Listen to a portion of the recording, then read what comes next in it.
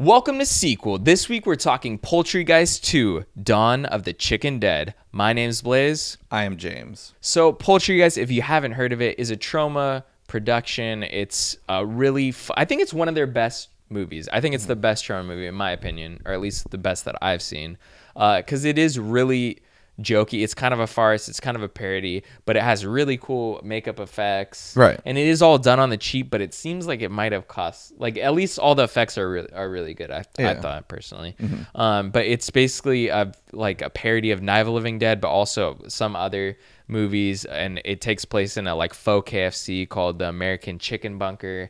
And basically, it's just basically Night of the Living Dead in a KFC, but instead of people turning into zombies, they turn into like chicken zombies. Yeah. But it is really funny.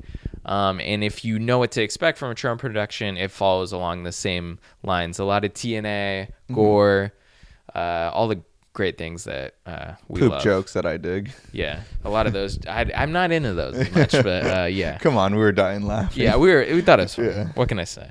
At that point, you know, the everything just kind of is the same in that movie. Yeah. It's pretty funny. But anyways, I'm going to get straight into it. So my version of the sequel to Poultrygeist is Poultrygeist 2, Dawn of the Chicken Dead. Anyways, as you know, everyone died at the end of the first Poultrygeist.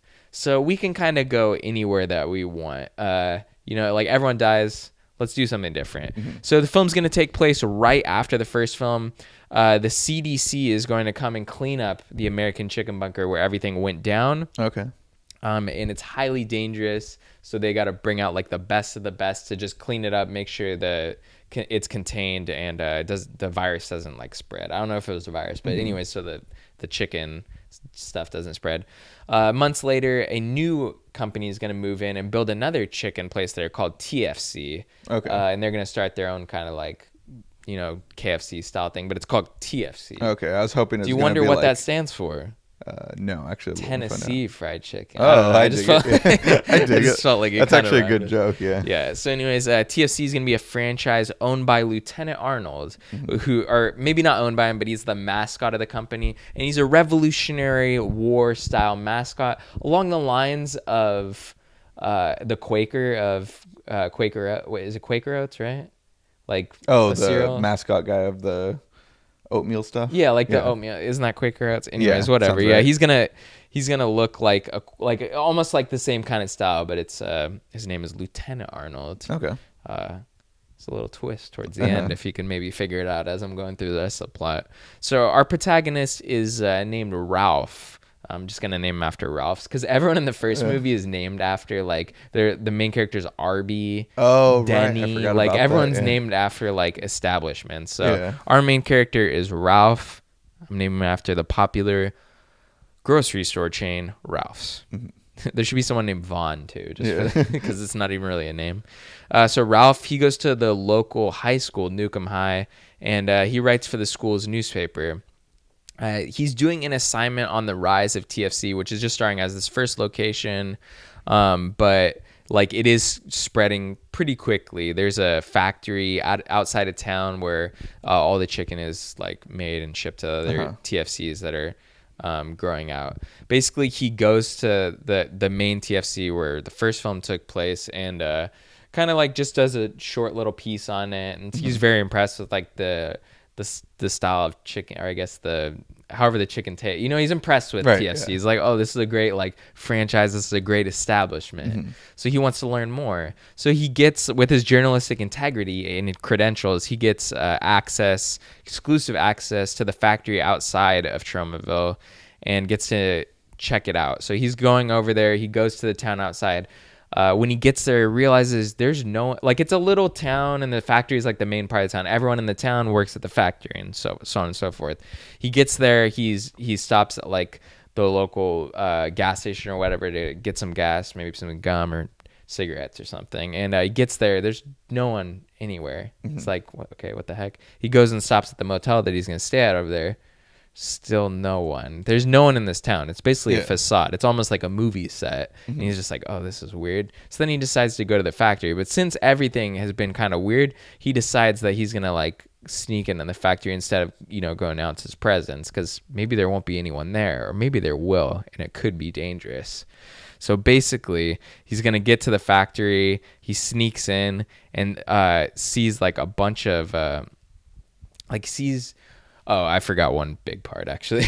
Anyways, at the first TFC, when he was there, he saw a bunch of like machinery, like old like cranes and stuff. And he just assumed, even though it had been a year since the incident of the first Poultrygeist, he just assumed, oh, maybe it was from like, destroying the original establishment and putting everything else new in. Right. But basically, when he's at the factory, he's gonna notice that they're like putting stuff in the chicken, and it's all these like rocks from the original establishment and rubble, and they're basically like pieces that are infected into the chicken, and so on and so forth. It's just the whole US is at stake here, because they could get infected from this chicken. But anyways, he's gonna uncover that Lieutenant Arnold is actually Benedict Arnold, the fucking traitor. The famous traitor Benedict Arnold.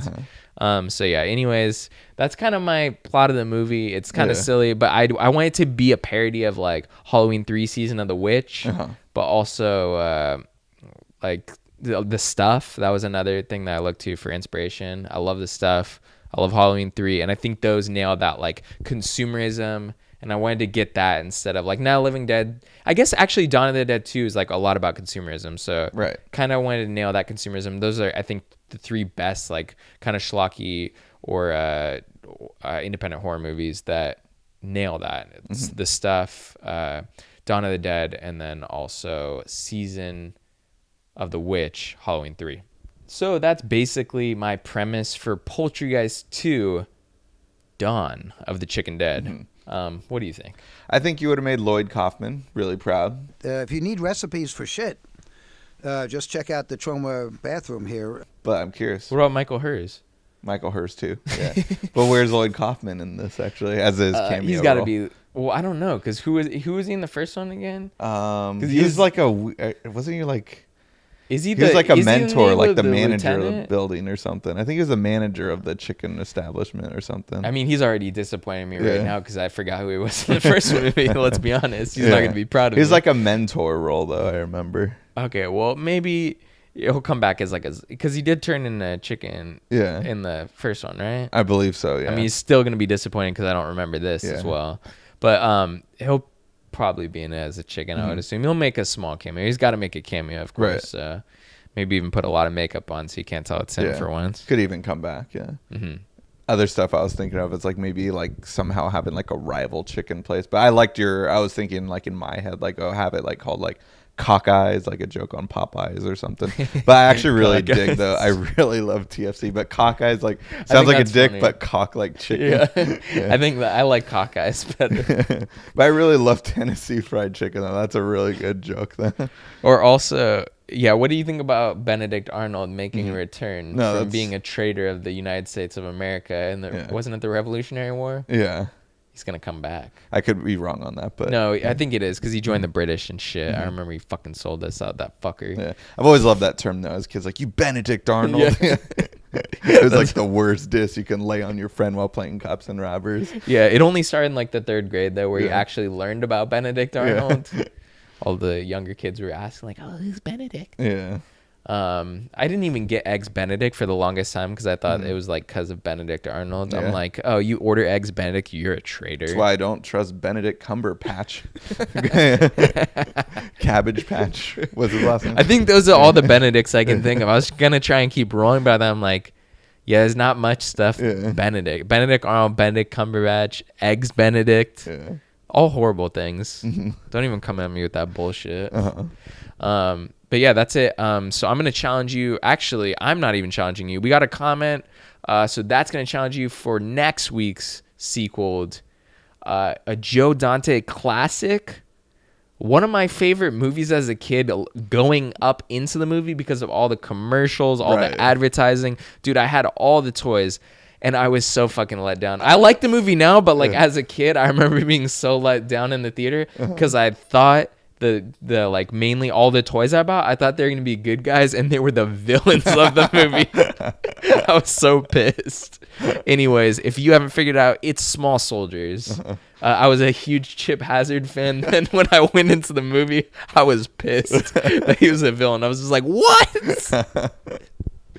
That's awesome. Yeah. Anyways, Small Soldiers 2 next week here on Sequeled. See you guys then.